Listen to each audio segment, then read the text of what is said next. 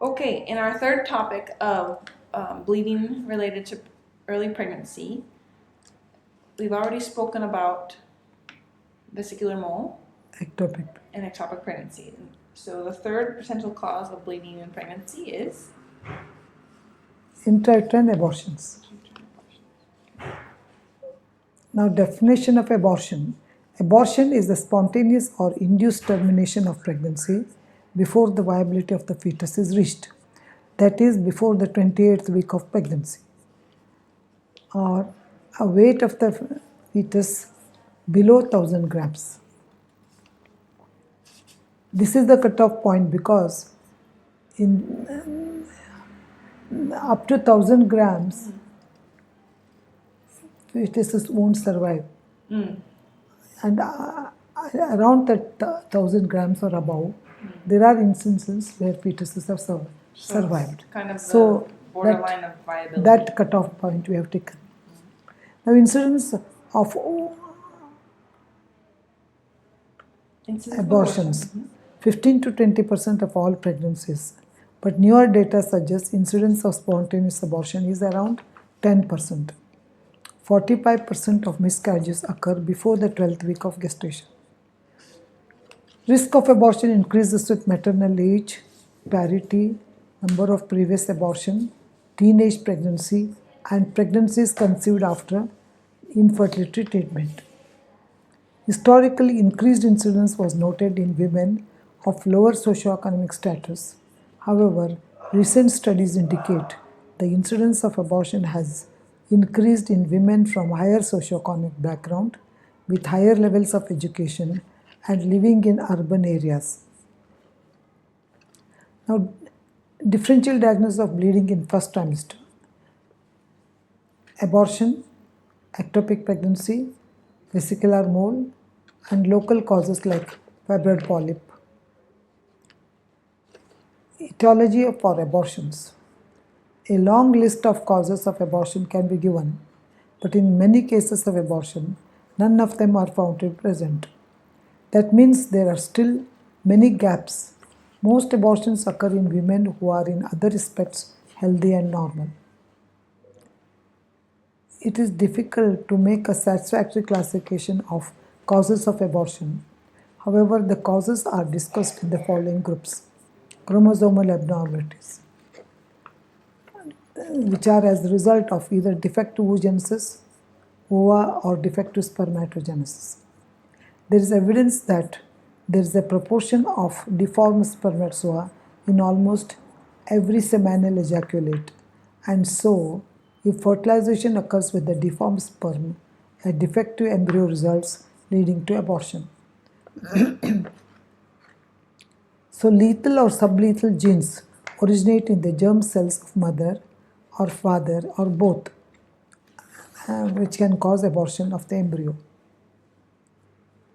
Incidence of chromosomal abnormalities is high in early abortions, especially prior to 6 weeks. 60% of abortions are a result of chromosomal abnormalities. Many aborted fetuses have X0 sex chromatin abnormalities. Other chromosomal abnormalities are the presence of extra chromosome, trisomy, 47%, next monosomy in 4%, and then triploidy. As maternal age advances, risk of abortion chromosomal abnormalities increases. May also be due to ovulation and faulty spermatogenesis. Chromosomal abnormalities are encountered in spontaneous abortion much more frequently than in therapeutic abortion, which proves the cause. Now, chromosomal abnormalities result in fetal death, that is blighted ovum, or intrauterine death of the fetus. Fetal factors, chromosome abnormalities, gross congenital malformations, blighted ovum, twins and hydramnios, acute because of rapid stretching of the myometrium that can cause abortion. Now, placental factors are vesicular mole, low implantation of placenta, placenta into non-endometrial tissue. Maternal factors, Disorders like hypertension, renal disease, diabetes, thyroid disease, and immunologic related disease like lupus and celiac disease. Maternal infection, high fever, stimulate uterine contractions and release prostaglandins. Syphilis, Brucella abortus infection, rubella, toxoplasma, listeria monocytogenesis. Significant cause of recurrent abortion. Cytomegalovirus with inclusion body disease, tuberculosis and malaria. Vaccines, live vaccines administration during pregnancy. Maternal malnutrition and diet factors, folic acid deficiency, lack of adequate protein, and B12 deficiency, severe anemia, they cause abortions. Poisons like quinine, cytotoxic drugs, especially methotrexate, analgesics like nitrous oxide. Endocrine factors as a cause for abortion. The steroid hormone produced early pregnancy by the maternal ovary and later by the placenta play a major role in permitting the conceptus to grow within the uterus. Progesterone is the most important pregnancy maintaining hormone.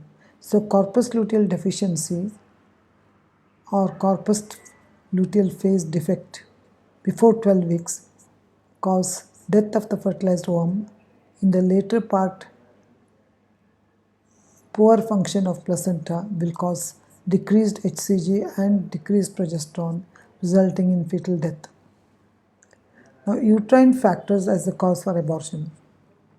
Presence of intrauterine device, fibroids, bicornuate uterus, and uterus diadelphys, implantation of the ovum, implantation of the embryo on the septum, and incompetent cervix.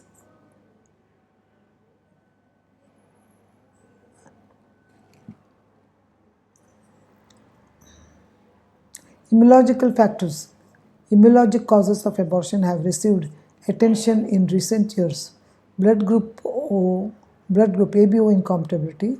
The best known example is Rh incompatibility, especially if the titers are high from the beginning. Psychogenic factors, addiction, anxiety, depression, high stress. Teratogenic drugs like methotrexate, anti-malignant drugs. Trauma, radiation, and operations.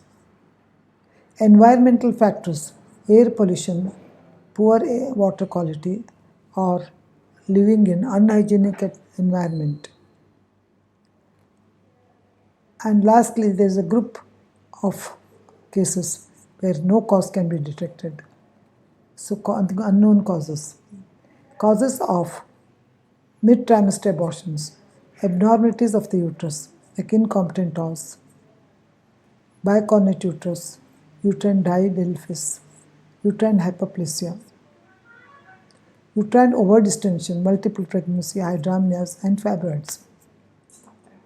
Until the present, the well-established causes of recurrent abortions was genetic diseases and abnormalities of the uterus. Other causes implicated but not proven include thyroid dysfunction, intrauterine device, collagen vascular disease. In the past few years, many cases have been explained by immunological factors in untreated recurrent abortions. 40% of risk for fetal wastage. If the risk factors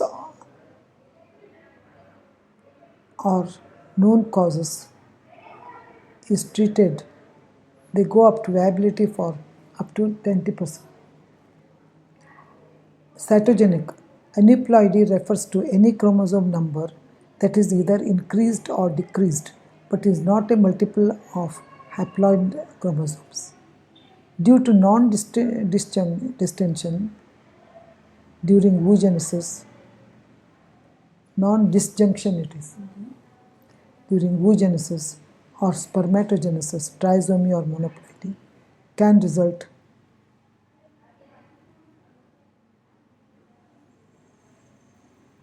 Non-distinction during mitosis results in mosaicism, 2 or more cell lines, XXX or XXY. Example of this will be Klinefelter syndrome, Turner syndrome, polyploidy, more than 46 chromosomes. Exact multiples of chromosome in complement 23. Causes are double fertilization or failure of polar body. Well, I have a question how this causes recurrent miscarriage, because usually chromosomal abnormalities is a sporadic deviation, right? So how can a disorder like Klinefelter's be genetic and recurrent genetically? I thought it was, chromosomal abnormality, one sporadic abortion, okay, fine. But how does chromosomal abnormalities factor into account Because recurrent miscarriage? if any one of the parent has got some chromosomal recessive gene like that will operate in every pregnancy. Right, but a lot of these Klinefelter's is not recessive and dominant, right? Klinefelter's is when a germ cell has an accidental extra sex chromosome. So that's not genetic, that's sporadic. Put on the net, we'll see. Put on the net. We're live Googling things, okay. Make a Google search.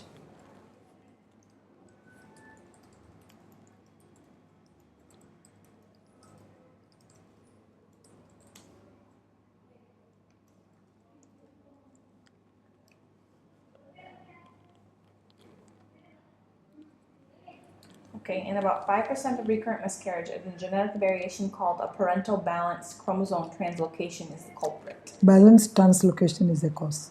You knew that one? Yeah, I knew that. But I don't know what is that balanced translocation. I don't know what that means either. We'll leave that to geneticists. Or that the sex chromosome abnormalities, there's some sort of... It says chromosomal abnormalities may cause about half of recurrent miscarriages.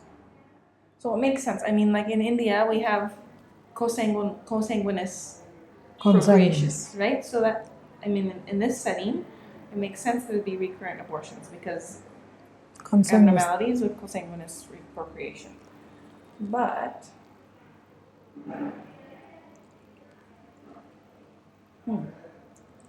doesn't really discuss why. So I think sporadic miscarriages can be caused by this, the random genetic defects. But unless there's an actual structural issue with the parent's DNA, random, like trisomy 21 is not a reason for recurrent abortion, right? Because trisomy 21 is a random thing. It's not genetic. It's random, right? It's a chromosomal abnormality, but it's not genetically passed from generation to generation. Okay. Interesting. Next risk factor for recurrent abortions is anatomical abnormalities of the uterus, intrauterine adhesions, infectious causes, hormonal and thyroid dysfunction disorders, luteal phase defects, chemicals encountered in environment, teratogens, autoimmune conditions, systemic lupus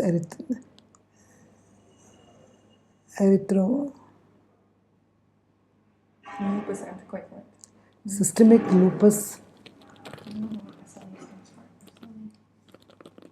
systemic lupus erythematosus. Erythematosus.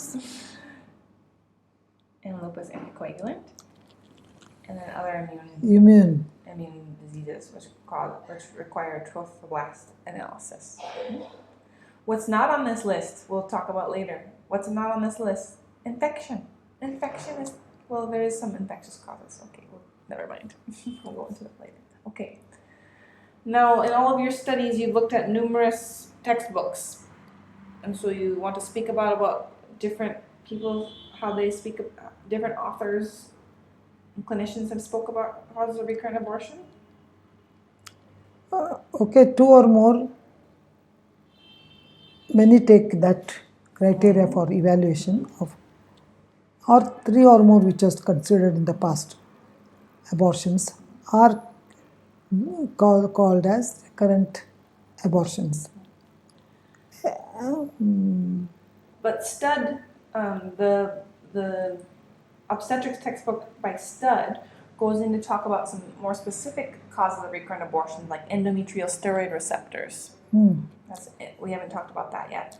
Or uterine blood supply, right? If there's a malformation in the uterus. The spiral arterioles, Right. which break the main branches again subdivide into smaller branches. There are spirals So there's some sort in the of endometrium there. trauma or congenital defect regarding uterine blood supply. And then hematological causes like factor V, Leiden disorders, and other hemophilias or thrombophilias potentially. And Williams goes on to talk about allogenicity, which I thought was an interesting topic. Do you want to speak about allogenicity? No? I thought it was interesting in the discussion of recurrent abortions. It's when the fetus's genetic material is too similar to the maternal genetics, right? And the body launches an immune response and doesn't let the embryo continue developing. Is that proven, allogenicity? All these are just under research. Okay. We spoke about this. So, right, one abortion could be sporadic, could be the start of a string of recurrent abortions. But what's important is that how we're going to clinically evaluate a patient with recurrent abortions. There's a series of tests have to be performed. So, according to the different factors we suspect. When we suspect uterine causes, then evaluate for the uterine defects by ultrasound, hysterosalpingography. Genetic evaluation, karyotyping of parents, Q&R binding, family studies when indicated. And macrobiologic evaluation, aerobic cultures and cervical cells, anaerobic Culture of endometrium. anaerobic cervical of endometrium, chlamydia, mycoplasma, ureaplasma cultures, toxoplasmosis, serological screening, endocrine evaluation, 2-hour postprandial blood test, serum T3, T4, prolactin at mid-follicular time point, luteal phase evaluation, serum progesterone on 10th, At -10, minus -7, 7 -4 days. and minus 4 For the days. first day of the last period. Endometrial biopsy no longer done. Serum and cervical mucus anti-sperm antibody testing. ANA titers, antigen antibody complex. Congenital abnormalities of the fundus, 16% of all causes. Variety of situations of which these abnormalities can be associated. Normal pregnancy and labor and delivery, dysfunctional uterine pattern, infertility, first trimester abortions, second trimester abortions, abnormal fetal loss, preterm labor, intrauterine growth retardation, PPH, retained placenta. Important to note, fundus during DNC, manual removal of placenta, LACS and histography, commonest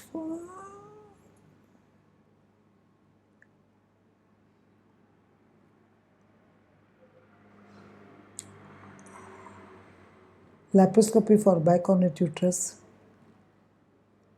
and separate uterus cannot be differentiated on ultrasound. Bicornate uterus and separate uterus cannot be differentiated on ultrasound hysteroscopy. Clinical manifestation of uterine abnormalities, menorrhagia for bicornate uterus, infertility, first trimester abortions, second trimester abortions, fetal malpositions, breech in 25%, transverse lie in 15%, and preterm labor. IUGR due to abnormal blood supply, unicornate uterus section, retained placenta. Classification of uterine abnormalities: unicornate uterus, bicornate uterus, 2 horns, uterus didelphys, 2 separate uterine uteruses.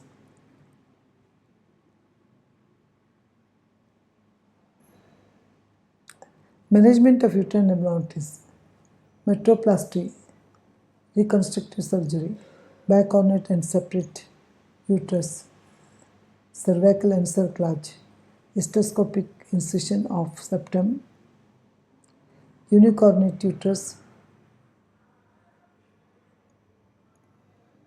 with incompetent cervix, cervical encerclage has to be put. And there's numerous different metroplasty techniques, but we discussed yesterday with Dr. Gita that metroplasty is not really done anymore. Right? It's not common surgery that's done. Through laparoscopy. Right, but even then we don't really do a huge reconstruction of the uterus anymore. That is there because other problems can occur, no? Infertility, abortions can occur. So metroplasty,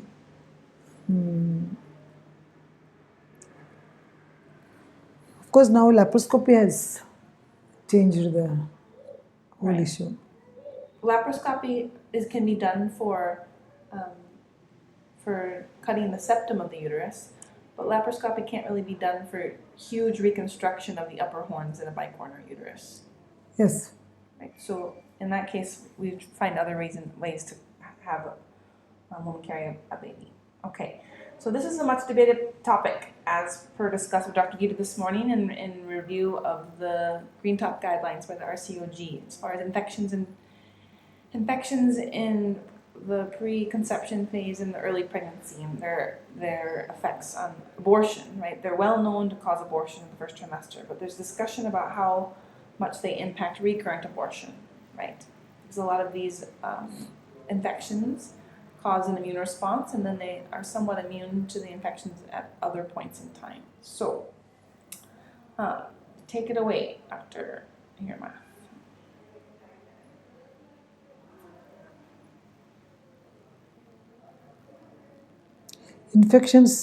Infectious agents as a cause of abortions. Currently, there is much interest in infectious disease agents as a cause for infertility, spontaneous abortions, and preterm labor. In the early week of pregnancy, interaction of infectious agents and sperm prevents conception. Infected spermatozoa, mycoplasma attaches to sperm and worm, which can affect infertility. It can affect implantation and embryogenesis. Some infections may respond to tetracyclines. Chronic endometrial infection prevents migration of the worm. Of the embryo, sorry. Ureaplasma and mycoplasma cause subclinical infection. So this point must be remembered to test for these infectious organisms. Several organisms can cause Staphylococcus, Streptococcus, Mycoplasma, Mycobacterium, tuberculosis, influenza, infection and cervical encerclage.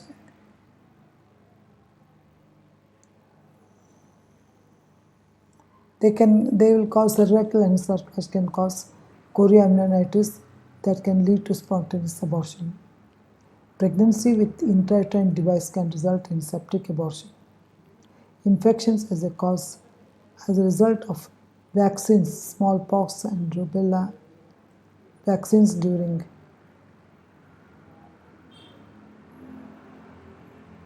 Live vaccines during pregnancy should be avoided. Right? Yeah. Candida albicans, a vaginal infection with Candida albicans, the baby could get infected during birth or the birth passage, but can cause uterine infection during pregnancy and a variety of pregnancy losses, and they must treat if symptomatic. Basically, any infection that's symptomatic during pregnancy should be treated to prevent miscarriage or preterm labor.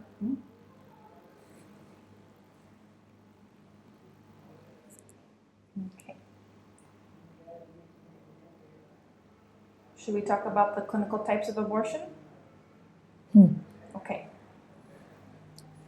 Clinical types of abortions are one, spontaneous abortions.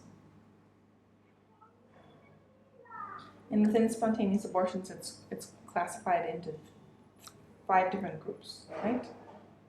Threatened abortion, where the os is closed, only bleeding is present. Then inevitable internal os is open and part of products may be expelled. Incomplete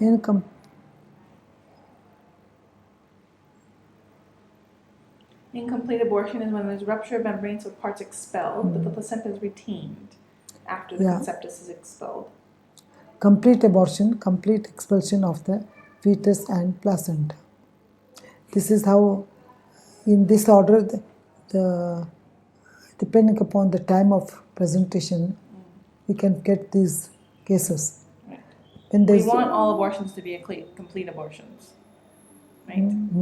That would be best. Now, if a patient comes in this just bleeding and no expulsion of the products, then that becomes threatened abortion, like that.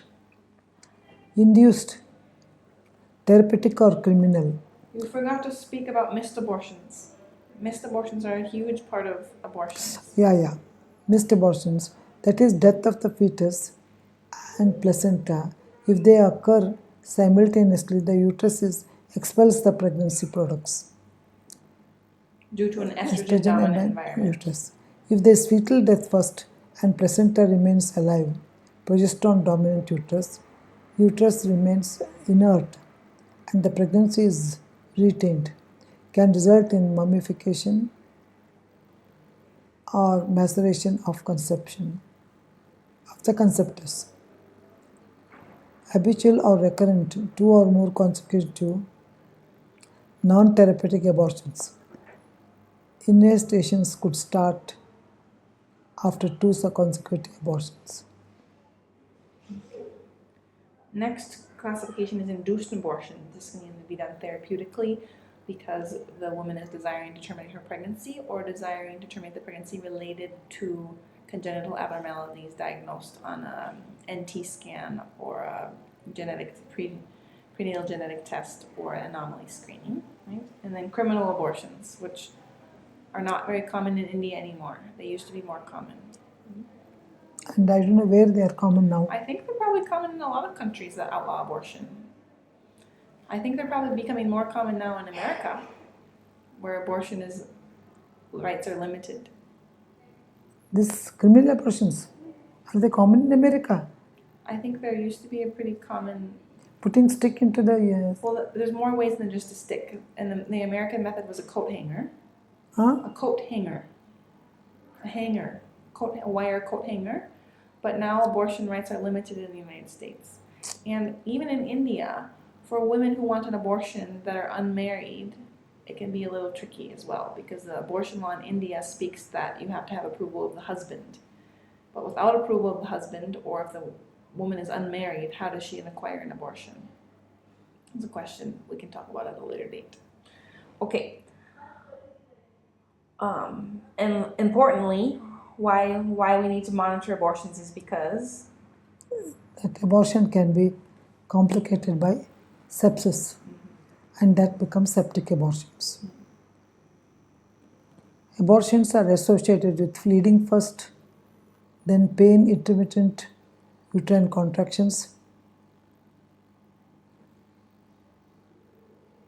Those cases which are associated with pain first and then bleeding should be evaluated for potential ectopic or septic abortion. temperature is significantly raised in a septic abortion.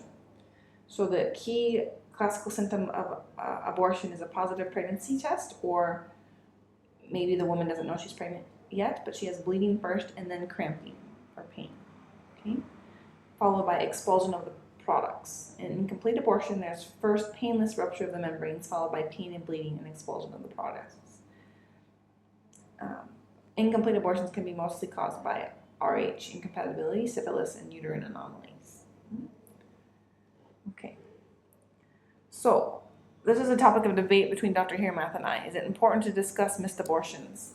She thinks it's not that relevant anymore because we have point of care testing with HCG urine tests and ultrasound. I think it's important because there's still lots of people that live out there that don't receive clinical care until there's something really wrong, right? Even if they know they're pregnant, they don't maybe know that they're having an abortion, or they, don't see the doctor for a few months. So we're going to talk more about missed abortion. Like I said, it's unlikely to occur with today's technological advances like ultrasound, but the differential diagnosis for abortions and bleeding in early pregnancy include ectopic pregnancy. Here pain is the starting symptom and precedes bleeding. Metropathia hemorrhagica, no pain, no morning sickness. Fibroids, they cause bleeding and uterus is enlarged, but no amenorrhea. Irregular bleeding is common there. Cervical cancer and fibroid polyp with pregnancy. Identity for mole. Sometimes we mistake for a normal pregnancy. Trauma, torn vessels. So if a woman comes in bleeding and she says she doesn't know if she's pregnant or not, and for some reason we don't have access to a pregnancy test, these are the potential differential diagnoses, including abortion. Okay. So sometimes abortion can be dangerous. Why? Because important cause for maternal death: hemorrhage, shock, infection. Long-term effects include chronic salpingitis, cervical incompetence, infertility, and menstrual upsets. So the clinical features of a missed abortion are that patient has signs and symptoms of normal pregnancy, and slight uterine bleeding follows, and the diagnosis of threatened abortion is made. The discharge then clears up temporarily, and maybe we don't have access to ultrasound or not doing appropriate follow-up. After some weeks of observation, it will be found the uterus is not growing or becomes smaller and harder in consistency. Hemorrhage recurs, or there may be intermittent brown discharge. Breast signs regress and symptoms such as nausea disappear. Fetal movement, if previously present, disappears, and FHR is absent. The urinary pregnancy test becomes negative. That's the sequelae in an abortion. That's how we plan to see it clinically. Okay? However, missed abortion is the terminology given to a pregnancy that has been retained after fetal death for 8 or more weeks, right? The fetus passes, but the body doesn't expel the products for 8 or more weeks. Diagnosis of missed abortion is usually done by ultrasound, HCG testing, and follow-up consults. What are the complications of a missed abortion that's going beyond 3 weeks? Coagulation disorder is the most important, especially if the dead products are retained for more than 3 weeks. And here, thromboplastins are liberated due to retention of dead products. That will cause disseminated intravascular coagulation, and that will lower the fibrinogen usually after 3 weeks. Depletion is a slow process, so liver replenishes the fibrinogen.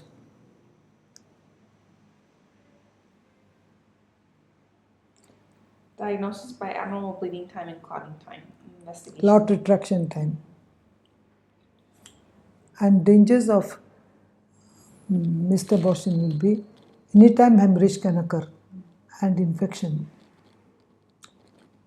So definition of missed abortion will be products are dead and retained in the uterus for 3 or more weeks. The most important complication will be risk of DIC. Missed abortion must be diagnosed and terminated. Otherwise, anytime heavy bleeding can occur. Spontaneous abortion usually occurs within 21 days of fetal death. Treatment of missed abortion: vaginal pessaries for effacement. Spontaneous abortion usually occurs within 21 days, so can wait for 3 weeks. And also, coagulation disorder only occurs after 3 weeks. So, induction of abortion can be done anytime after within 3 weeks. If pregnancy is less than 12 weeks, D&C must be done.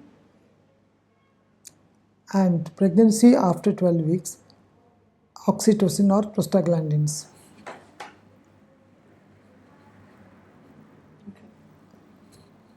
However, if pregnancy less than 12 weeks, not everyone gets a DNC. Sometimes we give them medication.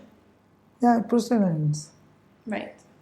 But over 12 weeks, no prostaglandins. We induce their labor to No. deliver the fetus. It says oxytocin escalating dosage. No, after 12 weeks also you can use prostaglandins. So when's the threshold for not using prostaglandins? Huh? What's the threshold? How many weeks do we stop using prostaglandins at? Anytime in pregnancy, you can use prostaglandins. Right, but sometimes we should also add right. But sometimes though, we need to induce actual labor beyond just prostaglandins. Right, so what week do we typically see we have a shift just from providing medications to induce miscarriage to actually inducing, labor? Because there's a difference. Yeah, that is true. But labor question arises when the pregnancy is still more advanced, no? Right, so The fetus is mid-trimester. viable and all. After 20 weeks.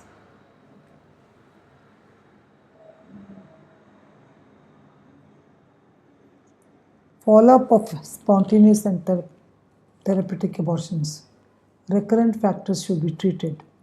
After 4 weeks, patient is evaluated to rule out anemia, potential retained products, infection, nutrition, and counseling for planning of next pregnancy. The typical recommendation for pregnancy interval spacing is 6 months to ensure healthy pregnancy, meaning from when you miscarry to the next time you try to conceive should be 6 months' time. Okay. So there's lots of discussion around infections in pregnancy and how that impacts the risk of spontaneous abortion. Major infections in early pregnancy can contribute to spontaneous abortion. 5% of pregnant women contract these infections. So the torch infections are the main infections. So we'll just go through them briefly. Those are the ones that can cause miscarriage. Toxoplasmosis, obtained by handling cats, cat feces, and consumption of raw meat. They can result in other sequelae as well. Other agents like syphilis, chickenpox, parvovirus B19, and Zika virus, rubella virus, which is not commonly seen in India. Cytomegalovirus virus, which is usually contracted by direct contact with body fluids. So we like to counsel women to be proactive in preventing infection. So not sharing cups with small children, wearing a mask if working with small children in healthcare facilities. And a lot of these, there's no vaccine protection yet. And so we want to be careful in our contraction of these diseases, along with herpes simplex. One of the most common sexually transmitted infections in the world, and interestingly enough, can lead to miscarriage if you have a primary infection, which is your first ever infection in the first part of pregnancy. If you've had infection for years and you're taking suppressive medication, it shouldn't be a problem during pregnancy. Overall, torch infections can lead to spontaneous abortion due to the increase in viral load and its effects on the placenta and fetus. The other bacterial infection here Matt likes to speak about is mycoplasma. You want to speak about mycoplasma? That is gained importance in the recent years. It's this organism commonly present in the genitalia and can cause abortions or IUGR. And treatment is simple with broad spectrum antibiotics. So sometimes this can be a subclinical infection. You know, if we don't get it treated the first time, it could cause recurrent abortions, right? If it's subclinical and it's not treated effectively.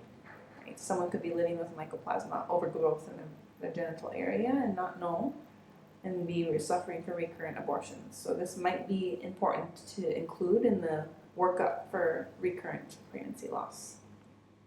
Okay. Anything else you want to talk about in regards to abortion?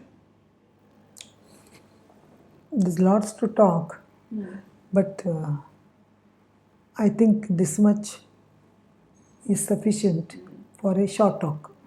I think For researchers, there's still lots. Right. I think that it's also important to note that abortion is not black and white. This can sometimes be a gray area. You can sometimes think that your patient is going through a spontaneous abortion when there's other factors contributing to bleeding in pregnancy, right? Like subchorionic hemorrhage or placental lakes or things like that can cause light bleeding. So be careful not to induce abortion unless, I mean, if the patient doesn't want the pregnancy, of course, but considering cardiac activity when it comes to inducing abortion for a wanted pregnancy, right? If there's cardiac activity and there's a threatened abortion, it's not necessary to induce that abortion yet, right? You can take the wait and see approach if the patient is good for follow-up, not lost to care. Okay. Anything else you want to discuss? What about the psychological impacts of abortion? Sporadic abortions. Sporadic, not recurrent. There's a lot of psychological impact of recurrent abortions. If I'm a woman and I've had 3 miscarriages and I can't get pregnant, impact will occur, but the psychological factor. Right. I'm talking about after. I'm talking about how an abortion makes me feel. If I have recurrent abortions, I'm going to be a little impacted psychologically. What's wrong with my body? Why can't I carry a pregnancy? And so it might be important to set your patients up with some counseling services or making sure they have a good support system around them that's not, not providing judgment and is conducive to their healing. Because abortion can impact a woman at any point in time, whether it's 8 weeks, 12 weeks, 16 weeks, full term, or not full term, 22 weeks, it can cause psychological impact, which can then go on to stress you out in your next pregnancy, right? Anything else you want to add? What we have written here, overall, torch. No, we already, nope. I want to know that. Nope. But why you have written torch? We already talked about torch, now we're talking but about torch is not, torch it doesn't cause just recently Gita told. Right, but torch can lead to spontaneous abortion still. Torch can still cause spontaneous abortion. Recurrent abortion is different. Okay, anything else you want to add? No, it's a very huge topic. All right, see you next time. Bye.